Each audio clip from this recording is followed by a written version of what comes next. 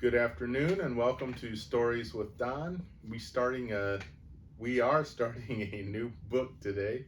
It is entitled The Silver Chair, and it is the next in the Chronicles of Narnia series by C.S. Lewis. And so we begin The Silver Chair, and chapter 1 is entitled Behind the Gym. It was a dull autumn day, and Jill Pole was crying behind the gym. She was crying because they had been bullying her. This is not going to be a school story, so I shall say as little as possible about Jill's school, which is not a pleasant subject. It was coeducational, a school for both boys and girls, what used to be called a mixed school. Some said it was not nearly so mixed as the minds of the people who ran it. These people had the idea that boys and girls should be allowed to do what they liked. And unfortunately, what 10 or 15 of the biggest boys and girls liked best was bullying the others. All sorts of things, horrid things, went on which at an ordinary school would have been found out and stopped in half a term. But at this school, they weren't. Or even if they were, the people who did them were not expelled or punished. The head said they were interesting psychological cases and sent for them and talked to them for hours. And if you knew the right sort of things to say to the head, the main result was that you became rather a favorite than otherwise. That was why Jill Pole was crying on that dull autumn day on the damp little path which runs between the back of the gym and the shrubbery. And she hadn't nearly finished her crying when a boy came round the corner of the gym whistling with his hands in his pockets. He nearly ran into her. "Can't you look where you are going?" said Jill Pole. "All right," said the boy, "you needn't start." And then he noticed her face. "I say, Pole," he said, "what's up?" Jill only made faces, the sort you make when you're trying to say something but find that if you speak, you'll start crying again. "It's them, I suppose, as usual," said the boy grimly, digging his hands further into his pockets. Jill nodded. There was no need for her to say anything, and even if she could have said it, they both knew. "Now look here," said the boy, "there's no good us all—" He meant well, but he did talk rather like someone beginning a lecture. Jill suddenly flew into a temper, which is quite a likely thing to happen if you have been interrupted in a cry. "Oh, go away and mind your own business," she said. "Nobody asked you to come barging in, did they? And you're a nice person to start telling us what we all ought to do, aren't you? I suppose you mean we ought to spend all our time sucking up to them and currying favor and dancing attendance on them like you do." "Oh, Lor," said the boy, sitting down on the grassy bank at the edge of the shrubbery, and very quickly getting up again because the grass was soaking wet. His name, unfortunately, was Eustace Scrubb, but he wasn't a bad sort. "Pole," he said, "is that fair? Have I been doing anything of the sort this term? Didn't I stand up to Carter about the rabbit? And didn't I keep the secret about Spivens? Under torture, too? And didn't I don't know and I don't care," sobbed Jill. Scrub saw that she wasn't quite herself yet and very sensibly offered her a peppermint. He had one, too. Presently, Jill began to see things in a clearer light. "I'm sorry, Scrub," she said presently. "I wasn't fair. You have done all that. This term." "Then wash out the last term if you can," said Eustace. "I was a different chap then. I was— Gosh, what a little tick I was." "Well, honestly, you were," said Jill. "You think there has been a change then?" said Eustace. "It's not only me," said Jill. "Everyone's been saying so. They've noticed it. Eleanor Blackiston heard Adela Pennyfather talking about it in our changing room yesterday. She said, Someone's got a hold of that scrub kid. He's quite unmanageable this term. We shall have to attend to him next." Eustace gave a shudder. Everyone at Experiment House knew what it was like being attended to by them. Both children were quiet for a moment. The drops dripped off the laurel leaves. "Why were you so different last term?" said Jill presently. "A lot of queer things happened to me in the halls," said Eustace mysteriously. "What sort of things?" asked Jill. Eustace didn't say anything for quite a long time. Then he said, "Look here, Pole. You and I hate this place about as much as anybody can hate anything, don't we?" "I know I do," said Jill. "Then I really think I can trust you." "Damn good of you," said Jill. "Yes, but this is a really terrific secret, Pole. I say, are you good at believing things? I mean, things that everyone here would laugh at?" "I've never had the chance," said Jill, "but I think I would be." "Could you believe me if I said I'd been right out of the world, outside this world, last halls?" "I wouldn't know what you meant." "Well, don't let's bother about worlds then. Supposing I told you I'd been in a place where animals can talk and where there are, enchantments and dragons and, well, all the sorts of things you have in fairy tales." Scrub felt terribly awkward as he said this and got red in the face. "How did you get there?" asked Jill. She also felt curiously shy. "The only way you can, by magic," said Eustace almost in a whisper. "I was with two cousins of mine. We were just whisked away. They'd been there before." Now that they were talking in whispers, Jill somehow felt it easier to believe. Then suddenly a horrible suspicion came over her, and she said, so fiercely that for a moment she looked like a tigress, "If I find you've been pulling my leg, I'll never speak to you again. Never, never, never." "I'm not," said Eustace. "I swear I'm not. I swear by everything." "When I was at school, one would have said, 'I swear by the Bible,' but Bibles were not encouraged at Experiment House." "All right," said Jill. "I'll believe you. And tell nobody? What do you take me for?"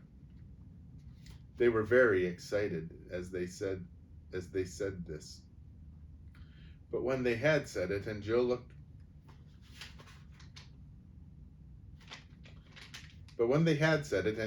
round and saw the dull autumn sky and heard the drip off the leaves and thought of all the hopelessness of Experiment House. It was a 13-week term, and there were still 11 weeks to come, she said, "But after all, what's the good? We're not there, we're here, and we jolly well can't get there. Or can we?" "That's what I've been wondering," said Eustace. "When we came back from that place, someone said that the two Pevensey kids, that's my two cousins, could never go there again. It was their third time, you see. I suppose they've had their share. But he never said I couldn't. Surely he would have said so unless he meant that I was to get back. And I can't help wondering, can we? Could we?" "Do you mean do something to make it happen?" Eustace nodded. "You mean we might draw a circle on the ground and write in queer letters in it and stand inside it and recite charms and spells?" "Well," said Eustace after he had thought hard for a bit, "I believe that was the sort of thing I was thinking of, though I never did it. But now that it comes to the point, I have an idea that all those circles and things are rather rot. I don't think he'd like them. It would look as if we thought we could make him do things. But really, we can only ask him." "Who is this person you keep on talking about?" "They call him Aslan in that place," said Eustace. "What a curious name." Not half so curious as himself, said Eustace solemnly. But let's get on. It can't do any harm just asking. Let's stand side by side like this, and we'll hold our hands in front of us with the palms down, like they did in Ramandu's island. Whose island? I'll tell you about that another time. And he might like us to face the east. Let's see, where is the east? I don't know, said Jill. It's an extraordinary thing about girls that they never know the points of the compass, said Eustace. You don't know it either, said Jill indignantly. Yes, I do, if only you didn't keep interrupting me. I've got it now. That's the east, facing up into the laurels. Now, will you say the words after me? What words? Asked Jill. The words I'm going to say, of course, answered Eustace. Now. And he began. Aslan, Aslan, Aslan. Aslan, Aslan, Aslan, repeated Jill. Please let us go into... At that moment, a voice from the other side of the gym was heard shouting out. Pole? Yes, I know where she is. She's blubbing behind the gym. Shall I fetch her out? Jill and Eustace gave one glance at each other, dived under the laurels, and began scrambling up the steep, earthy slope of the shrubbery at a speed which did them great credit. Owing to the curious methods of teaching at Experiment House, one did not learn much French or maths or Latin or things of that sort, but one did learn a lot about getting away quickly and quietly when they were looking for one. After about a minute's scramble, they stopped to listen and knew by the noises they heard that they were being followed. If only the door was open again, said Scrub as they went on, and Jill nodded. For at the top of the shrubbery was a high stone wall, and in that wall a door by which you could get out on to open more. The door was nearly always locked, but there had been times when people had found it open, or perhaps there had only been one time. But you may imagine how the memory of even one time kept people open and trying the door, for if it should happen to be unlocked, it would be a splendid way of getting outside the school grounds without being seen. Jill and Eustace, now both very hot and very grubby from going along bent almost double under the laurels, panted up to the wall, and there was the door, shut as usual. It's sure to be no good, said Eustace with his hand on the handle, and then, oh, by gum! For the handle turned, and the door opened. A moment before, both of them had meant to go through that doorway in double quick time, if by any chance the door was not locked. But when the door actually opened, they both stood When the door actually opened, they both stood stock still, for what they saw was quite different from what they had expected. They had expected to see the gray, heathery slope of the moor going up, and to join the dull autumn sky. Instead, a blaze of sunshine met them. It poured through the doorway as the light of a June day pours into a garage when you open the door. It made the drops of water on the grass glitter like beads and showed up the dirtiness of Jill's tear-stained face. And the sunlight was coming from what certainly did look like a different world, what they could see of it. They saw smooth turf, smoother and brighter than Jill had ever seen before, and blue sky, and darting to and fro things so bright they might have been jewels or huge butterflies. Here's a picture of, to me it looks like birds, but maybe it looks like butterflies, I don't know.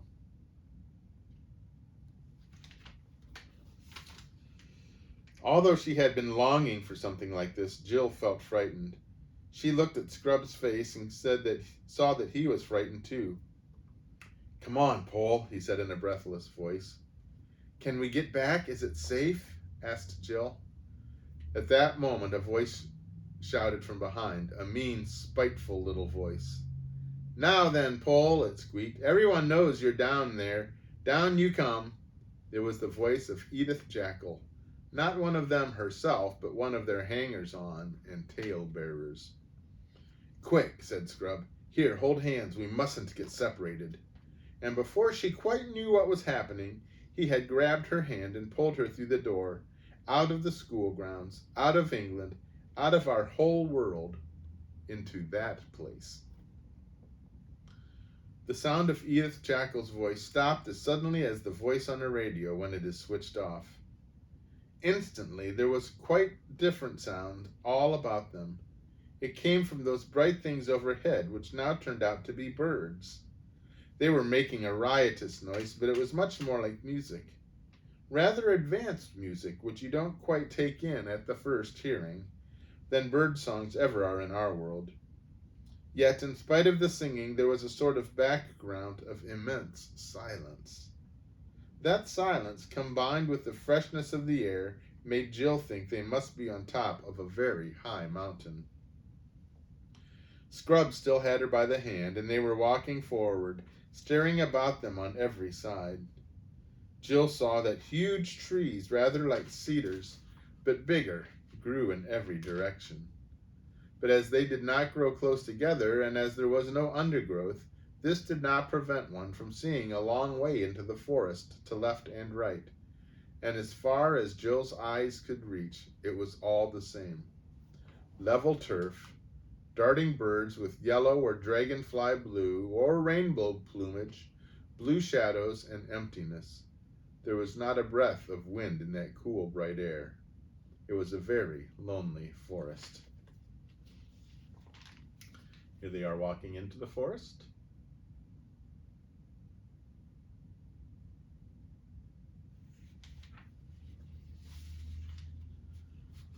Right ahead, there were no trees, only blue sky. They went straight on without speaking till suddenly Jill heard Scrub say, "Look out!" and felt herself jerked back. They were at the very edge of a cliff. Jill was one of those people who have a good head for heights. She didn't mind standing on the edge of a precipice. She was rather annoyed with Scrub for pulling her back. "Just as if I was a kid," she said, and she wrenched her hand out of his. When she saw how very white he had turned, she despised him. "What's the matter?" she said, and to show that she was not afraid, she stood very near the edge indeed. In fact, a good deal nearer than even she liked. Then she looked down. She now realized that Scrub had some excuse for looking white, for no cliff in our world is to be compared with this. Imagine yourself at the top of the very highest cliff you know, and imagine yourself looking down to the very bottom. And then imagine that the precipice goes on below that, as far again, 10 times as far, 20 times as far. And when you've looked down all that distance, imagine little white things that might, at first glance, be mistaken for sheep. But presently, you realize that they are clouds. Not little wreaths of mist, but the enormous white puffy clouds which are themselves as big as most mountains. And at last, in between those clouds, you get your first glimpse of the real bottom, so far away that you can't make out whether it's field or wood, or land or water. Farther below those clouds and you are above them. Jill stared at it. Then she thought that perhaps, after all, she would step back a foot or two from the edge. But she didn't like that to for fear of what Scrub would think. Then she suddenly decided that she didn't care what he thought, and that she would jolly well get away from that horrible ledge and never laugh at anyone for not liking heights again. But when she tried to move, she found she couldn't. Her legs seemed to have turned into putty. Everything was swimming before her eyes. "What are you doing, Pole? Come back! Blithering little idiot!" shouted Scrub. But his voice seemed to be coming from a long way off. She felt him grabbing at her, but by now she had no control over her own arms and legs. There was a moment's struggling on the cliff edge. Jill was too frightened and dizzy to know quite what she was doing, but two things she remembered as long as she lived. They often came back to her in dreams. One was that she had wrenched herself free of Scrub's clutches.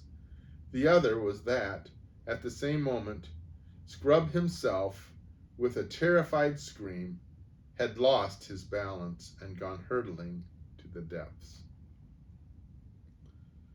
Fortunately, she was given no time to think over what she had done. Some huge, brightly colored animal had rushed to the edge of the cliff. It was lying down, leaning over, and this was the odd thing, blowing.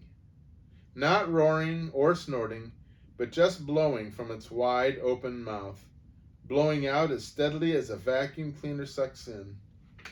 Jill was lying so close to the creature that she could feel the breath vibrating steadily through its body. She was lying still because she couldn't get up. She was nearly fainting. Indeed, she wished she could really faint, but faints don't come for the asking. Here's a picture of Scrub falling off the cliff.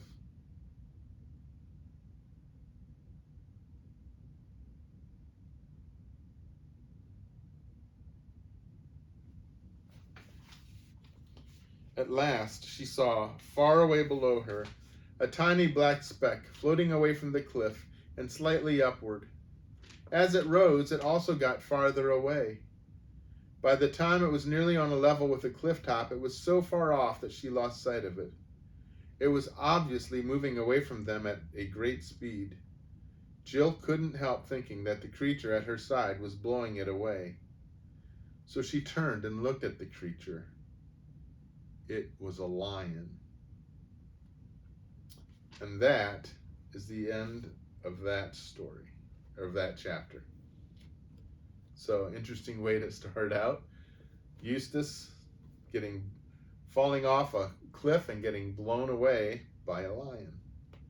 And Jill having no idea what's going on. So they are back. Eustace is back, and Jill is in Narnia, or that world, for the first time.